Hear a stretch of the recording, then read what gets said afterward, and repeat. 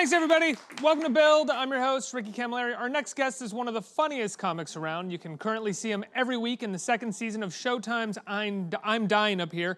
And on June 6th, he's got another comedy special premiering on Showtime. This time, it's called AmERIKan Warrior. Let's take a look. Let's start with something a little edgy, a little controversial. Black Panther. It was just all right. White people in this movie like, oh my God, it was so good. Black Panther has turned into the new, I can say that, I have black friends. Like, you might say some inappropriate shit, and somebody look at you like, what? I saw Black Panther.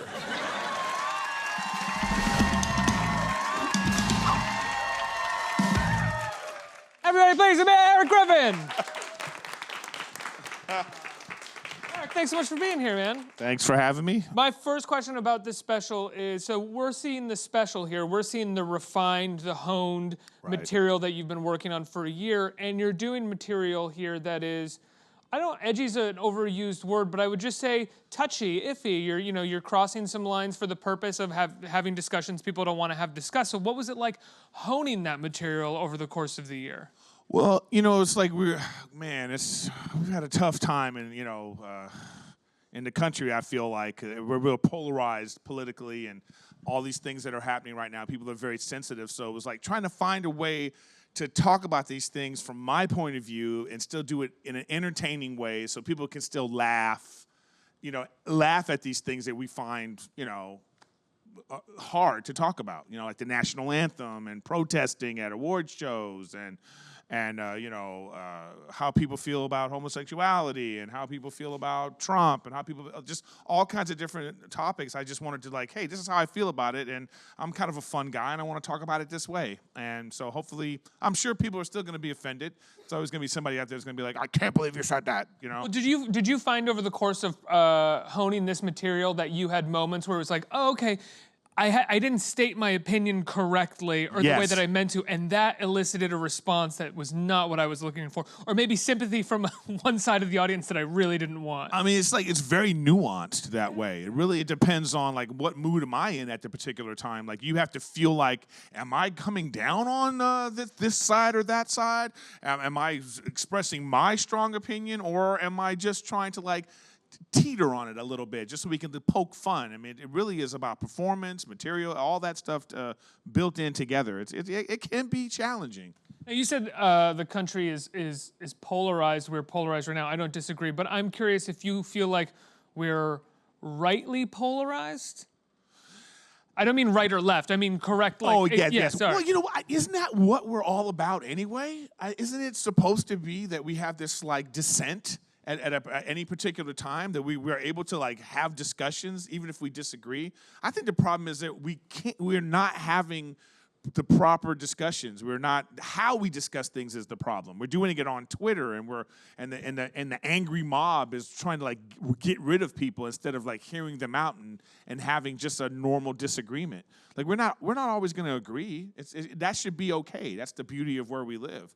I mean, there's other places where you have to have one opinion. You can't express any other opinion, and you'll like go to jail, or you'll get flogged, or we shouldn't shun people because they don't agree with us. It feels weird. It feels like this is a country that is born out of dissent and should have dissent, but it feels like all we're doing is dissenting to a degree right now, where it's like the one side is like the left is dissenting in this way of like the government's not operating the way that it should. It's not protecting all of the people, and the right who are running the government are like, we're going to run this bitch into the ground. Well, I mean, tomatoes, right? Because there are like millions of people that voted for the president, and they felt like it was a voice. I'm sure you say that maybe they're even a little like not disappointed with, but are kind of like confused by his actions. Yeah, they have to be like, what are you doing? I tried to support you. Even they must have moments where they're like, hey, can you not do that? But that's all part of it. Hey, he wasn't experienced. Look, I'm not a doctor, but if you gave me a scalpel and I went into the operating room, I might be a nice guy, but I'm going to kill somebody, because I wouldn't tweet about it while you're doing it. Right, but because I'm not experienced. You wouldn't like selfie yourself, I'm killing a guy. I mean, I'd like to think that being president, Humbles takes you? Yeah, right. You're humbled, and it should take I think a little more experience than what that guy has So I think, he's finding out, whoa, this is tougher than I thought. At the risk of offending anybody, I don't care if I offend people really, but at the risk of that, I will say it was clear he was not humbled by the job. He was oddly emboldened by the job. Well, why wouldn't he be? Yeah. Imagine if 60 million people decided to give you this job, you'd feel like, hey, I must be pretty good at this.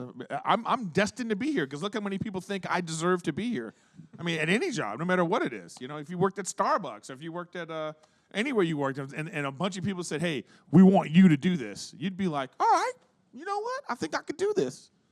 When you talk about him in the special, and you say what you express as your own kind of confusion or disappointment with him, why would he do that? You talk about Charlottesville and Yes. the both sides. I just thought that was just a weird statement to say, when the Klan was clashing with the protesters, and he said there's good people on both sides. I'm like, what? Do you know what the other side stands for?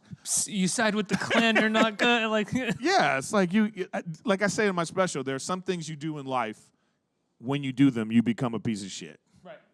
You're not always, but in this particular instance, and I think walking with the Klan is one of those times. Yeah. So when he said that, did you feel like he had a actual political perspective, or he didn't know what he was saying? Did you think about it that way? I think it was a lost moment for him right there. I think that could have been a moment where he really could have won some people over. And I think he just stuck to his guns. I think that it's like this kind of crazy. A girl it is died. Crazy. I know, it's like some kind of law. I think in his mind he thought that, hey, there's still probably some good. I think he really believed it. I don't even think it was like on a racial thing. I just really think that he was just trying to say, like, he's getting so much hate from one side that he was like, hey, they're bad too. It's like, remember that thing he said about, America's not innocent? Yeah, that's like how he feels justified in his thinking. It's a refusal to buckle in any way or Yeah. apologize, right? Because the America's not innocent thing was someone was like, why do you side with Russia so much? They are poisoning, dissidents, and they're doing all this and they're doing that. And he goes, well, America's not innocent. Right. And it's like, what a cop-out. it's like, you could say that maybe if you wrote for The Intercept and like you were a sort of very far left-wing journalist, but to run for president and say that. You're about to be the leader of the free world?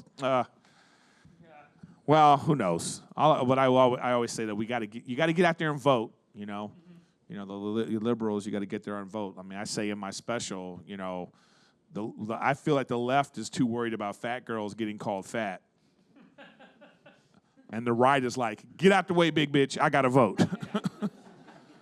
So you got to pick a side. The left is very, even politically, is very still governed by looking like they are following the rules and looking like they care about the rules and a conventional order. And the right, like you said, is like, ha, ha, ha, ha, fuck off. Yeah, this is our objective. We're gonna get to it at all means, any means necessary. Yeah. But I just think that when you go to because of the Me Too movement and things that are happening right now, on the job they have a lot of seminars now. Like when I first started shooting I'm Dying Up Here this season, we had a harassment person come in and be like, all right, we need to talk to you about this is what's going on. And one thing they always say is it when you see it. And that goes for everything because we can't define things. We want to define what harassment is. But look, so many relationships have started on the job. Mm-hmm. How does that start? It starts with flirting. So it's like, when has it gone too far? You may not be able to define it, but as a human being with common sense, you can see something and go, hey, that person is uncomfortable, or that doesn't seem right. And I think that goes for everything. Hatred, when you see it. Or you can even go, I'm making someone uncomfortable. I Right. should rethink this. Yes. Also, oversensitivity. We should be able to say, oh, I know it when I see it. You're being oversensitive, but then that person would be like, no, I'm not. You're discounting how I feel. I mean, that's just that's the polarization I'm talking about. That actually goes back to Trump a little bit, and it's a very American thing, possibly, to not want to buckle, right. to not want to give a little bit. I was thinking about this yesterday, and one of the greatest places of privilege that you can come from is to have your only fear that maybe that you've offended someone and you have to apologize for it, which is actually a very easy thing to do. Especially in this day and age. Yeah, but it's a very easy thing to do. And to be some of these people who are coming out and being like, you're trampling on my free speech, I should be able to say what I want. It's like, you can. You just might have to apologize for it. And that fear is nothing compared to a lot of the things other people fear on a daily basis. And by the way, just because you can doesn't mean you should. Right. Like that's the thing that we need to start thinking about. You know, it's like bringing your dog on an airplane. You know, just because you can doesn't mean you should. Maybe you're making people uncomfortable. Maybe you have to find a different way. You know, it's just. But we think like just because we have freedoms, we need to exercise them all the time. No, maybe you're making somebody uncomfortable. Maybe you need to exercise some. You know what I mean? Mm-hmm. Like just calm down a little bit. Like take into account other people's feelings. That's the thing we don't do. You know. But again, when you're doing comedy, we're supposed to push the envelope. We're supposed to make people a little uncomfortable, and that's the hard part about the business that I'm in. Well, we were talking about this a little bit in the green room. I'm sure doing press right now as a comedian, you're getting asked about this a little bit. But I mean, you said just because you can doesn't mean you should, and I think you had said that a little bit about Roseanne's tweet yesterday. Yeah. I mean, well, first of all, it's crazy that we live in a society right now that we don't want to offend anyone, and it's all about bullying and online bullying. Like if she had just called the lady ugly, just ugly, but once she added an animal to that, that's what really put it over the edge. But if her opinion was like, oh, I don't like this person and she's ugly and I don't like her opinions, that would have been one thing. But the way she said it, but it's one of these things where it's like, don't tweet. Yeah. It's okay to we all have conversations with our friends where we say some horrible stuff to each other. Once you put that on the internet, then you have to answer for what you said, and she's answering in a big way.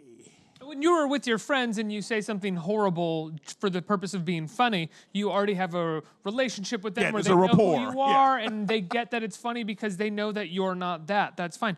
To say it publicly over Twitter to millions of followers is insanity. It is, and I understand, I have said horrible things with my comedian friends. If I was with some comic friends, the things we say to each other, laymen, you guys would be like, I can't believe that they're saying, but that's a conversation that's not supposed to be put out into the public public consumption. That's just for us. I mean, we've all done it, man. You're racist in your own car, you know what I mean?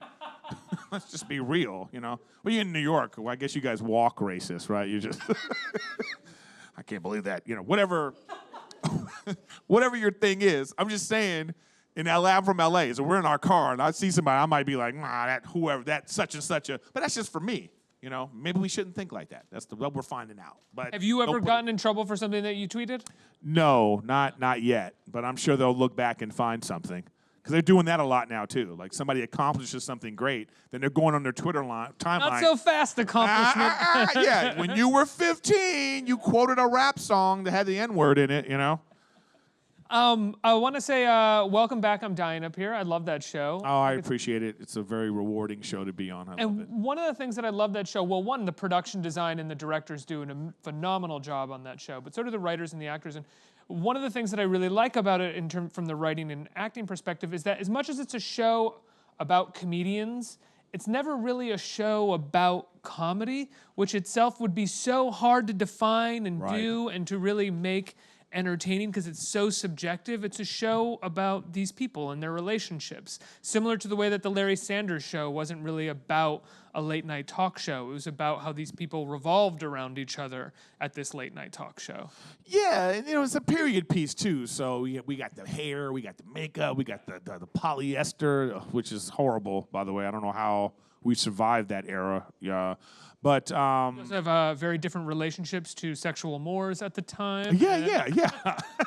There was. I'm sure it's difficult for the writers sometimes to figure it because it's like, oh, I know that's how it would have been then, but maybe we don't put that in the show. Oh, this is just one of those just because you can doesn't mean you should situations. It's like it's what. By the way, it's the reason why you don't see a lot of dramatizations of Hitler. You don't see a lot of Hitler shows coming to ABC. Young Hitler, you know what I mean? How did he get through it? You know what I mean? That's because you're like, do we really need that story? So in our show, that's a situation. We're talking about the 70s. You want to talk about racial inequality and and female rights, that was not a thing in the 70s. And so do we be true to the 70s, or do we pander to like the mob? It's a tough balance, you know. It really is. Well, there's a fine line to walk, Very which I think fine the line. show does walk by depicting that period of time and by depicting a certain amount of of course, sexism that's going on, but not relishing it. You know, not. Well, sometimes we don't even know. I mean, look, we're a couple of guys up here, two men, talking about what we think sexism is, or what we think it feels like, or how we try to depict it. But I think saying we should get a woman from the audience and put her on the spot right now and make her talk about it. but I do think that like when you see all the lists of guys that have had, you go, oh, maybe this is a bigger problem than we at first thought, or just as a guy. Even when I watch a show like Handmaid's Tale, you know, I think to myself, damn, how close am I to feeling like that? Like, what would it take for me to be on that side? It might be a small push for some men, you know. So that's why it's hard to depict honestly and authentically what that time period was, because of like what's going on in the world right now. What your character is going through this season, I mean, especially in the premiere episode of the season, I really enjoyed this sort of moment where he gets distanced from his well, I think he comedy got friends his while he's wake-up traveling. call. You know? Yeah, that the world is different from him. Yeah, from him. I think and it's I can experience that. You know, if you're a minority, you're someone ethnic, and you have a lot of white friends, and those are all your friends, and that's who you see all the time, and then you just get this reminder that, oh, you're not like them. You know, when the police come around, you know, you think, hey, I'm with them. They're like, step away. You know what I mean? So that's the kind of thing that Ralph, the character, experienced in the show, and that's what's going on throughout the whole season.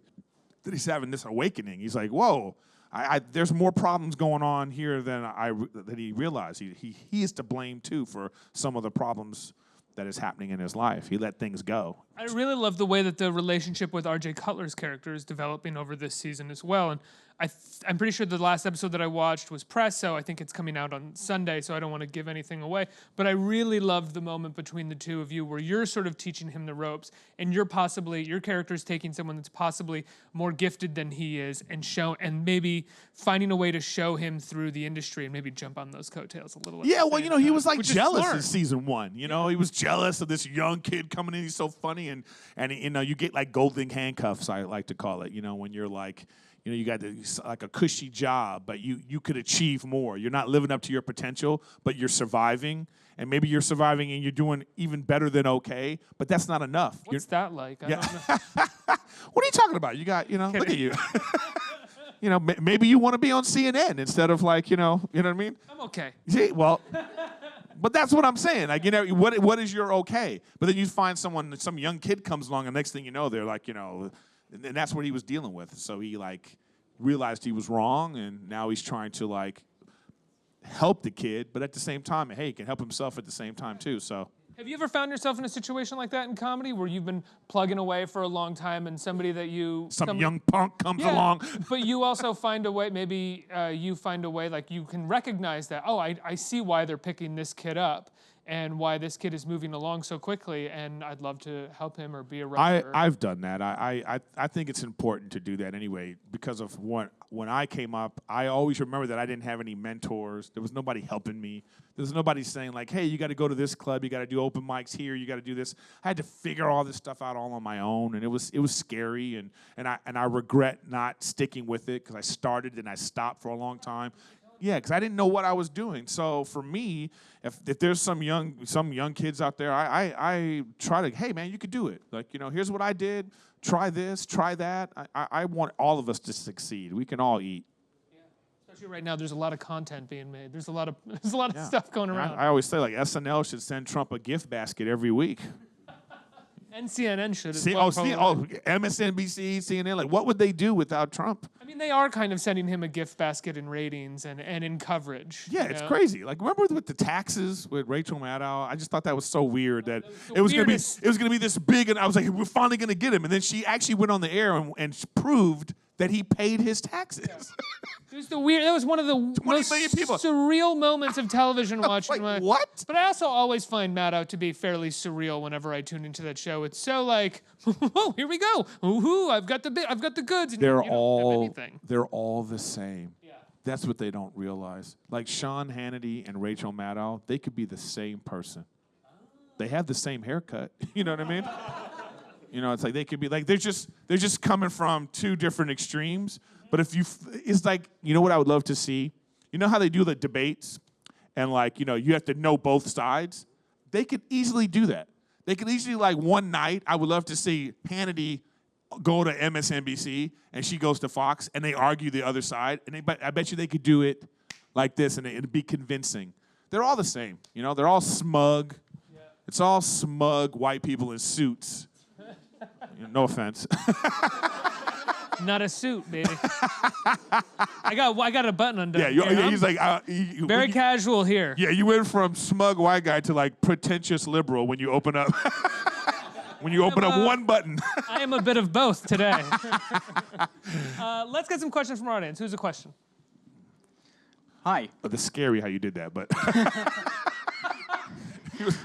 question. Yeah. Go ahead. What's your name? I'm Bennett. Bennett. Hello, Bennett. Hi. So I feel like lately there have been comedians that have been getting a pretty bad rap for certain jokes that they make. As a comedian, where is the line for you in terms of what is a joke and what goes too far? Well, I think what I said earlier is like you know it when you see it, so I guess you know it when you hear it too. So it's just a choice you have to make. But it's also about the setting. You know, it's like you have to remember that in a comedy club, this is an environment where everybody comes to laugh, and so you kind of get away with a little more. You know, you don't go to a comedy club to be like, oh my God, you're making jokes about stuff? You know, it'd be like going to a strip club and being like, oh, this is too much nudity. I can't deal with this nudity. So, but once it gets out into public consumption, when it gets out to like, you know, on YouTube, now you have more people that are watching it, and so you really can't worry about like who you're offending because you never know what's the line. Who decides what's offensive? So they watch it in a different way when they watch it. Yeah, yes, you watch it in a kind of like, all right, let's see what you got. Yeah, maybe you woke up this morning and you're like in a bad mood, so you're like, you know. Just a quick example is like I have some gun control jokes, but I had a joke about like I was talking about this kid in California in Santa Barbara. You know, he shot up this school and killed some women who were like Elliot Rodger, yes, right? The Elliot kid who were rejecting him. Yeah. So I have a way of talking about that that is making fun of the situation, but pointing out some truths. One night at the club, there was actually a girl there who went to Santa Barbara who had friends who died. So she was actually in the bathroom crying about it, but I think she was trying to deal with it on her own. I don't think she was like, this is offensive. But what I'm pointing out is you never know.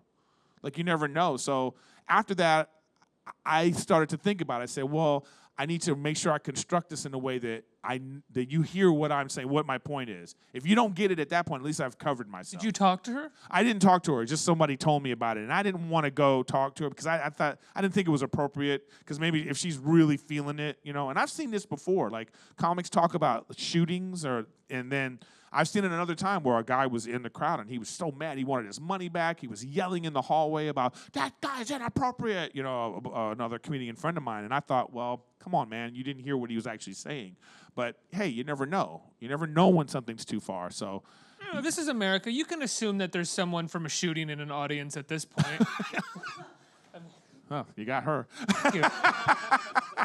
Yeah, but I'm just saying, like, there's sorry. sometimes we use tragedies to point things out. So then when people they just hear the tragedy, they just hear, oh, you're making fun of that. That's how people translate things. So I don't know how people are going to translate things. So I just have to make sure I'm being as thoughtful as possible.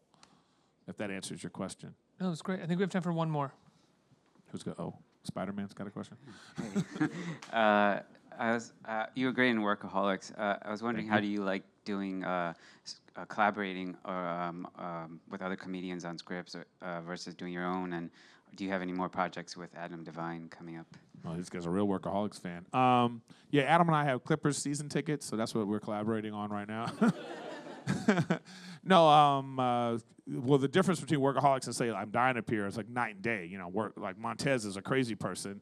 and Ralph is this Vietnam vet who's supposed to be sage and like, you know, put together. So that was rewarding working on that in comparison. And I'm trying to do a bunch of things. I'm trying to work on stuff for myself. Being on everybody else's show is great, but I want to be number one on the call sheet.